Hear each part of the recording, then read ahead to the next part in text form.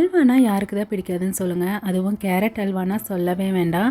அதுவும் நெய்யில் கேரட் எல்லாம் வறுத்து செய்கிற இந்த அல்வா ஸ்பெஷல் தான். அது எப்படி செய்கிறதுன்னு பார்க்கலாமா?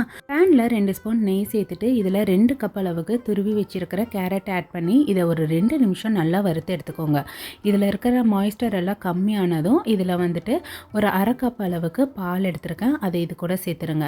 பால்லையே நல்லா கேரட் வெந்து வரும்போது டேஸ்ட்டு இன்னுமே அட்டகாசமாக இருக்கும்.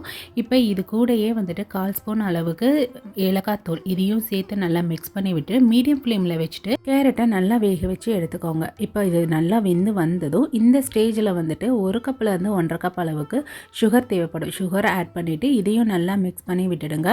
நல்லா வதங்கி வந்ததும் இதில் ஃபைனலாக வந்துட்டு 1 ஸ்பூன் நெய் சேர்த்துக்கோங்க. சேர்த்துட்டு கூடயே 10லேருந்து 20 முந்திரியை உடச்சி சேர்த்துட்டீங்க அப்படின்னீங்கன்னா அட்டகாசமான கேரட் அல்வா ரெடி. ட்ரை பண்ணி பார்த்துட்டு எப்படி இருக்குன்னு சொல்லுங்கள். தேங்க்யூ.